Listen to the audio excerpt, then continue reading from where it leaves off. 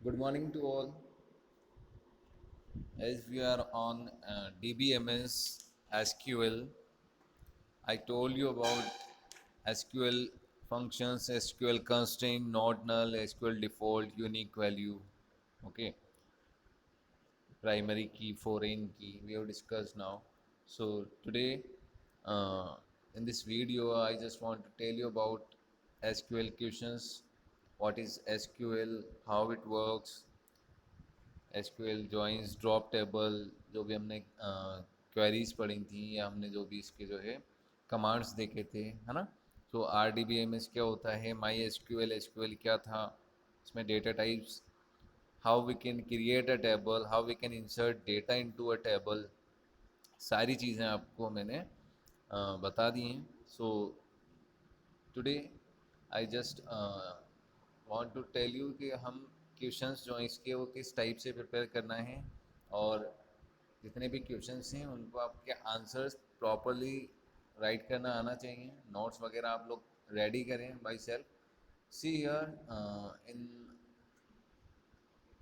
Question number 1, what is SQL.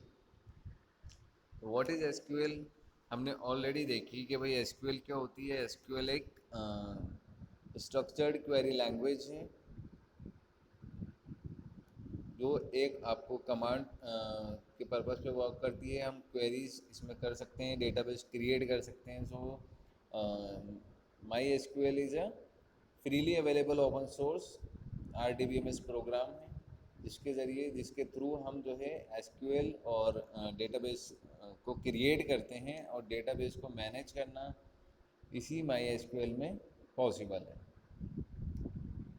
My SQL database में आपको एक और चीज़ मैंने बताई थी कि माई एसक्यूएल सर्वर जो है वो ऑपरेट्स करता है क्लाइंट और सर्वर के आर्किटेक्चर पर। क्लाइंट और server architecture in the sense कि जो सर्वर होता है, लाइक वो हमारा डेटाबेस, और जो क्लाइंट है वो यूज़र्स हो सकते हैं जो आपके डेटाबेस से इंफॉर्मेशन को एक्सेस करेंगे।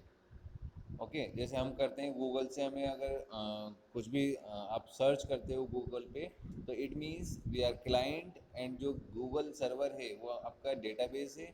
उस डेटाबेस से आप इंफॉर्मेशन को फैच करते हैं, इंफॉर्मेशन को हम सर्च करके रिट्रीव करते हैं। जैसे हमारी रिक्वायरमेंट होती है, जैसे हमारी क्वेरी होती है, हम उसी टाइप से वहाँ पर सर्च करते हैं।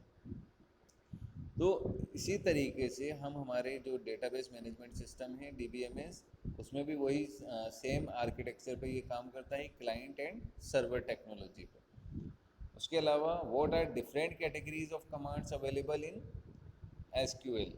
तो देखिए यहाँ पर एसक्यूएल में आपको स्टार्टिंग में ही बता दिया गया था कि DDL data definition language, data manipulation language, TCL transaction control language, session control command, system control commands, ये जो आपकी एक्स्ट्रा कमांड्स यहाँ पर दी गई थी ना, वो यहाँ पर आती हैं। तो ये 5 वेज हैं, 5 कमांड्स हैं, 5 कैटेगरीज हैं जिसके थ्रू एसक्यूएल हम कमांड देते हैं। तो D D L, D M L, T C L, session control command और सिस्टम कंट्रोल कमांड। तो ये इतना सा सिंपल सा आंसर आपको देना रहेगा। नेक्स्ट क्वेश्चन नंबर 2 देखिए, differentiate between D D L and D M L commands. तो आपको मैं बता दूं कि D D L and D M L commands जो है data definition language and data manipulation language, देखिए यहाँ पर दिया हुआ है। तो the D D L commands as the name suggest allow you to perform task related to data definition. That is, through these commands you can perform tasks like create, alter, drop, है ना, and grant and revoke privileges. तो आप ये समझ लीजिए कि data definition language में data को डिफाइन किया जाता है प्रॉपरली।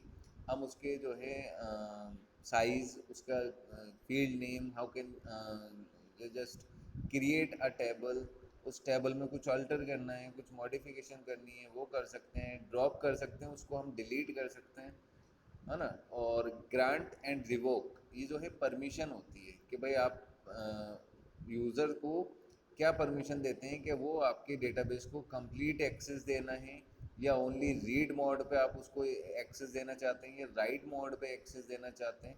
है ना, या रीड एंड राइट दोनों पे एक्सेस देना चाहते हैं, तो वो चीज़ यहाँ पर ग्रांट एंड रिवोक परमिशन से हम कर सकते हैं। नेक्स्ट है डेटा मैनिपुलेशन लैंग्वेज। अब डेटा मैनिपुलेट करना ये हमें ऑलरेडी इसी वर्ड से समझ में आ जाता है कि भाई जो डेटा है वो मैनिपुलेट होगा, इसमें चेंज होगा। तो DML commands query manipulate data in existing schema objects. उसी टाइप से जो नेक्स्ट क्वेश्चन है आपका, differentiate between character and work character data types, ये आपको बहुत अच्छे से एक्सप्लेन किया गया था। नेक्स्ट यहाँ पर देखिए इसी में दोबारा, the difference between character work character is that of fixed length and variable length. So the character data type specify a fixed length character. When a column is given data type as character, then MySQL ensures that all values stored in that column have this length, n number of bytes। यानी वो जो size हम उसको दे देते हैं वो उसमें, चाहे आप जैसे मान लीजिए आपने एक वर्ग जो है कैरेक्टर लिया, तो जो कीवर्ड है जो डेटा टाइप है आपका, अगर वो आप ले रहे हैं और उसमें आपने n नंबर ऑफ डाल दिया, यानी तो अगर आप 1 वैल्यू भी उसमें स्टोर करेंगे ना, तो भी वो, जैसे आपने 100 साइज का एक कैरेक्टर जो है वेरिएबल ले लिया, डेटा टाइप ले लिया, तो उसमें क्या होगा कि अगर आप जो है 1 या 2 डिजिट्स भी एंटर कर रहे हैं, तो भी वो ऑक्यूपाई कर रहा है 100 पॉइंट्स को, है ना, तो वो 100 साइज उसका रहेगा। तो उसमें क्या प्रॉब्लम आ रही है कि हमारा जो स्पेस है वो वेस्ट हो रहा है, आप उतना स्पेस तो यूज़ ही नहीं कर रहे हैं। तो इसीलिए वेर कैरेक्टर का यूज़ होता है, जिसमें क्या होता है, स्पेसिफाई वेरिएबल लेंथ स्ट्रिंग रहता है, इसमें जितना हम यूज़ करेंगे उतना ही ये ऑक्यूपाई करेगा। बस यही मेन डिफरेंस है इसमें मेमोरी से रिलेटेड। तो आपको ये पता होना चाहिए कैरेक्टर एंड वर्क कैरेक्टर में क्या डिफरेंस है। नेक्स्ट है डेटा टाइप्स। डेटा टाइप्स में हमने देखा data type is defined as a set of values along with the operations that can be performed on those values। तो यहाँ पर कुछ टाइप के डेटा टाइप्स थे, ओके। तो उन डेटा टाइप्स को हमने देखा, character work character, tiny text, text belong, medium text, ये जो हैं ये आपके एसक्यूएल के डेटा टाइप्स। तो इन डेटा टाइप्स का भी अपना एक मीनिंग है, ओके। और are the main objectives of data types, question number 4 में ही है। देखिए सबसे पहला तो optimum usage of storage space. जिस भी टाइप का डेटा आपकी रिक्वायरमेंट है आप उसी टाइप का डेटा टाइप्स लेते हैं। रिप्रेजेंट ऑल पॉसिबल वैल्यूज़, जितनी वैल्यूज़ उसमें आ सकती हैं उस डेटा टाइप्स के रेंज में, वही उतनी ही रिप्रेजेंट हो सकती हैं। Improve data integrity. Data integrity यहाँ पर इम्प्रूव होती है, आपके डेटा टाइप्स के अकॉर्डिंग आप उसी में डेटा एंटर करते हैं, ठीक है। जैसे आपने मान लीजिए कैरेक्टर लिया तो कैरेक्टर टाइप का डेटा रहेगा, इंटीजर ले रहे हैं तो इंटीजर टाइप का डेटा रहेगा, टेक्स्ट ले रहे हैं टेक्स्ट टाइप का डेटा रहेगा। इस टाइप से यहाँ पर ऐड कर सकते हैं, okay. And one more thing कि जो डेटा टाइप्स है उससे आपके डेटा को डेफिनेशन मिल रहा है कि भाई आप वो किस टाइप का डेटा आपको उस कॉलम में एंटर करना है। तो एक टाइप से हम बात करें तो ये सोच सकते हैं कि जो डेटा टाइप है वो एक जो है यूटेंसिल्स की तरह होता है।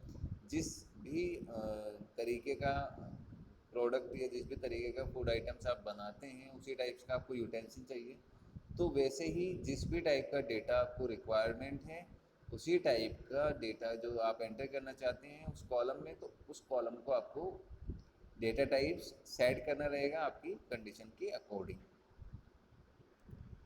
क्वेश्चन नंबर 5 देखिए, consider the following tables name garment, write command of SQL for first to fourth. यानी ये एक गारमेंट टेबल बनी हुई है जिसमें आप ये मान लें कि क्रिएट टेबल और टेबल का नेम आ गया गारमेंट। तो इन्होंने एक टेबल क्रिएट की है और उस टेबल में हमने इंसर्ट किया है जी कोड, जी नेम, साइज, कलर्स, प्राइस। तो अब यहाँ पर इसमें डेटा आया, जी कोड जो लिया इन्होंने वो 111 से स्टार्ट हो रहा है, तो 112, 113, 114 ये जो है इस कोड में आ रहा है। तो जी कोड जो है गारमेंट कोड जो है आपका वो ऐसा है। तो ये हो गया आपका गारमेंट कोड। उसके बाद देखिए इन्होंने लिया गारमेंट नेम, जी नेम, तो ये T shirt, skirt, jeans, ladies jacket, ये सब चीज़ें आ गई। साइज आ गया आपका, कलर आ गए एंड प्राइस आ गई। यही एक अगर हम गारमेंट टेबल बनाएंगे तो उसमें यही नॉर्मली इन्हीं चीज़ों की रिक्वायरमेंट होगी। इसके अलावा एक और ऐड हो सकता था इसमें, ब्रांड नेम कि किस ब्रांड का है वो भी हो सकता है। तो आपको जब टेबल क्रिएट करना है तो यू शुड अंडरस्टैंड कि जो हम किसी भी डेटाबेस की अगर टेबल क्रिएट कर रहे हैं तो उस डेटाबेस के बारे में इंफॉर्मेशन होनी चाहिए कि उसमें क्या क्या चीज़ें रिक्वायर्ड रहती हैं, है ना। मैं आपको बोलूँ कि भाई आप जो है एक क्रिकेट से रिलेटेड टेबल क्रिएट करो तो आप क्या देखोगे कि आप जो है सीक्वेंस नंबर, फिर प्लेयर नेम, फिर उसकी जो है बैटिंग बॉलिंग, जिस भी टाइप से हम उसको कैटेगराइज कर सकते हैं। आप अगर बोला जाए कि एक स्टूडेंट की जो है टेबल क्रिएट करो तो स्टूडेंट की टेबल में आप क्या देखेंगे कि हम अगर स्टूडेंट रिजल्ट की टेबल में आपको बोलूँ तो स्टूडेंट का रोल नंबर, स्टूडेंट का नेम और सब्जेक्ट वाइज उसके मार्क्स।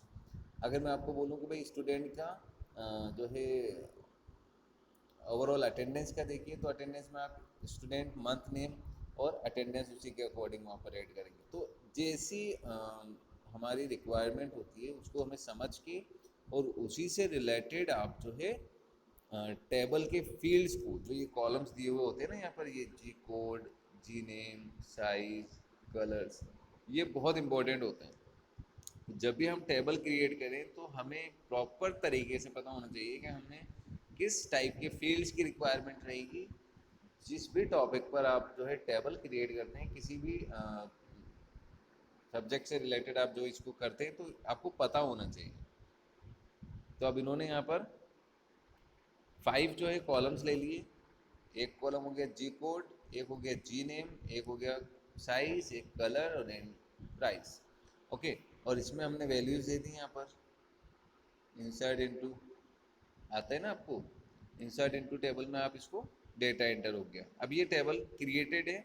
अब इसमें हमें क्या फाइंड आउट करना है, क्या क्वेरीज आप ऐड कर सकते हैं, किस टाइप से हम डेटा को फैच करते हैं। ये तो था प्रोसेस ऑफ क्रिएटिंग डेटाबेस। अब हमारा जो एसक्यूएल कमांड्स का यूज़ है वो यहाँ पर आएगा। आपका जो फर्स्ट टू फोर्थ इन्होंने क्वेश्चंस दिए हैं ना यहाँ पर, ठीक है, ये जो चीज़ें दी हैं 2 3 4। तो फर्स्ट क्या पूछा जा रहा है, to display names of those garments that are available in Excel size. तो हमें ये बताना है कि भाई जो एक्सेल साइज में जो गारमेंट्स अवेलेबल हैं वो डिस्प्ले हो जाए। तो उन्हें हम कैसे डिस्प्ले करा सकते हैं, सबसे पहले तो आपको सेलेक्ट करना होता है, ठीक है।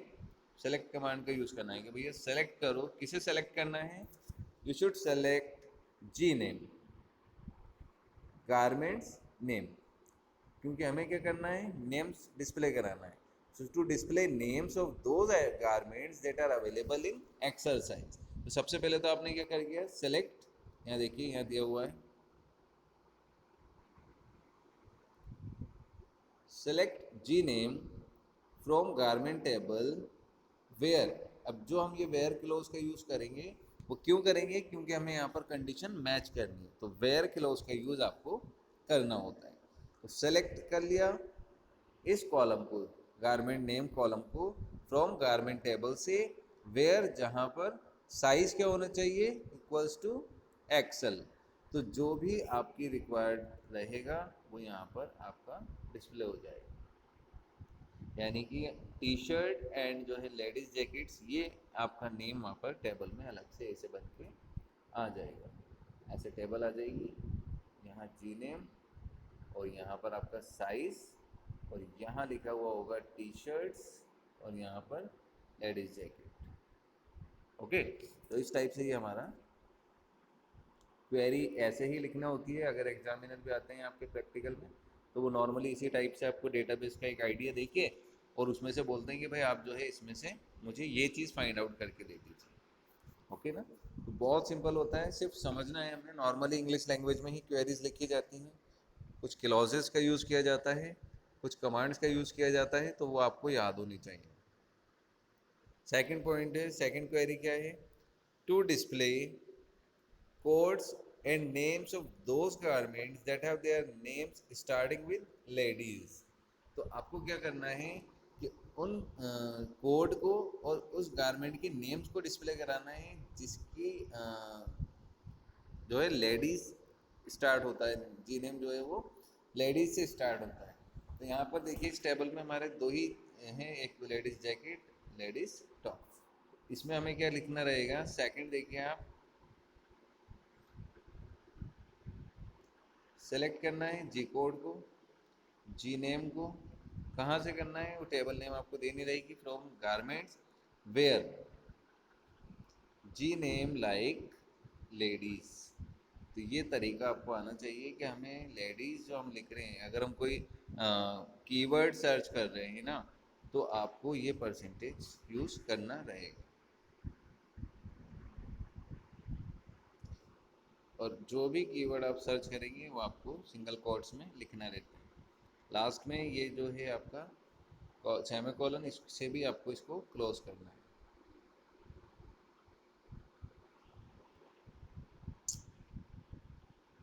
तो आपके ये दोनों आइटम सेलेक्ट होके आ जाएंगी और इनका जी कोड भी आ जाएगा जो यहाँ पर दिया हुआ है, 140 114 और 116। थर्ड वाला देखिए, टू डिस्प्ले गारमेंट नेम्स, एक तो हमें चाहिए गारमेंट नेम्स, कोड्स, प्राइस, और those garments that have price in the range 1000 to 1500। तो आपको ये कैसे करना है, सी या सबसे पहले क्या करना है, हमें डिस्प्ले कराना है नेम्स को, कोड्स को, प्राइस को। तो आपने क्या करा, सेलेक्ट जी नेम, जी कोड और प्राइस, ओके, फ्रॉम गारमेंट। ये आपको देना ही है कि कौन से टेबल से फाइंड आउट करना है इस डेटा को, फ्रॉम गारमेंट टेबल से। अब कंडीशन मैच करानी है तो हमें वेयर क्लोज चाहिए। वेयर क्या करना है हमें, कि जहाँ पर प्राइस रेंज होनी चाहिए 1000 से 1500 तक। तो आपको कुछ नहीं करना है, वेयर प्राइस बिटवीन कीवर्ड का यूज लेंगे, बिटवीन 1000 एंड 1500। तो ये रेंज हो गई कि भाई जो 1000 से 1500 के बिटवीन आता है, उनमें जी नेम, जी कोड और प्राइस को डिस्प्ले करा दो उस आइटम के। ये आपके यहाँ पर इस टाइप से डिस्प्ले हो जाएगा।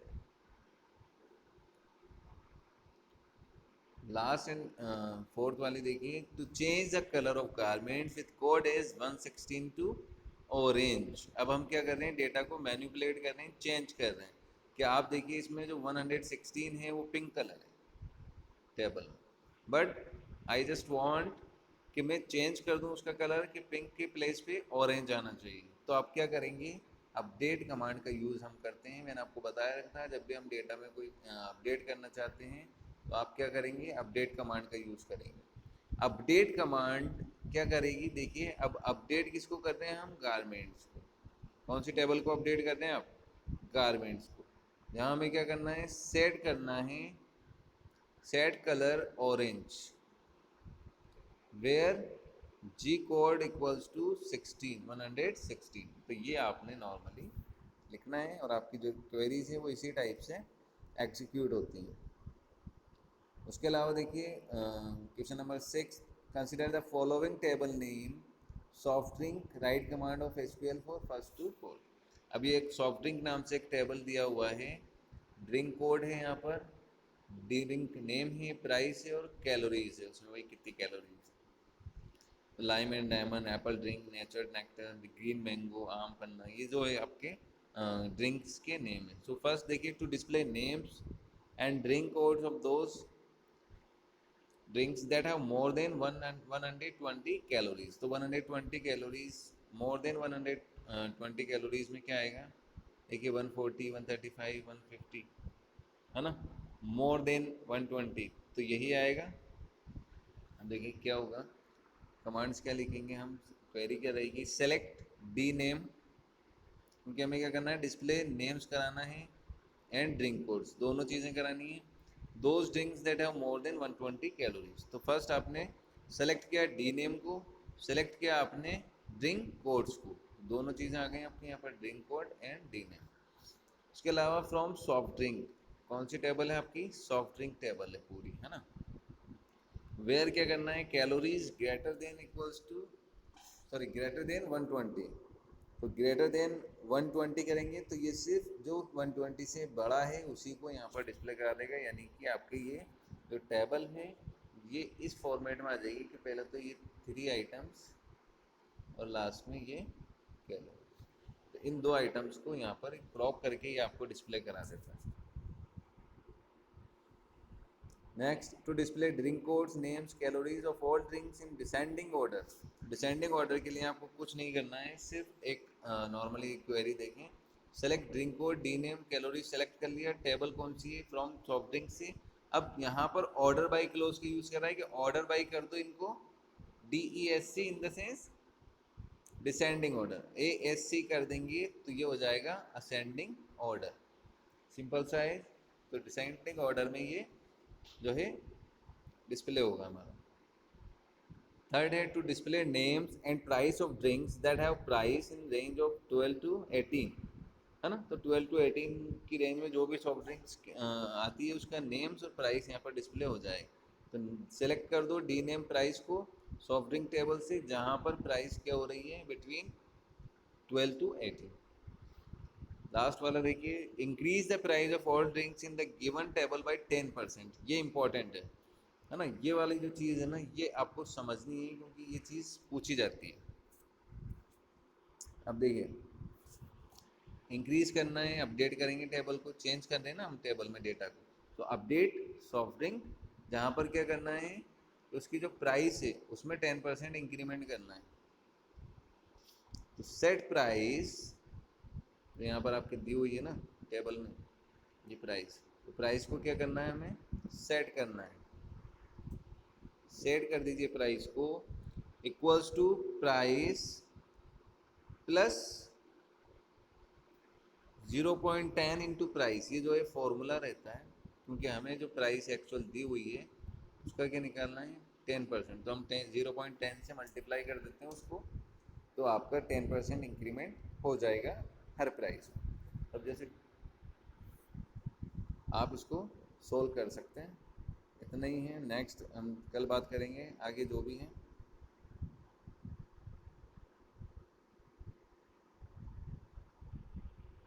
ओके, तो थैंक यू सो मच।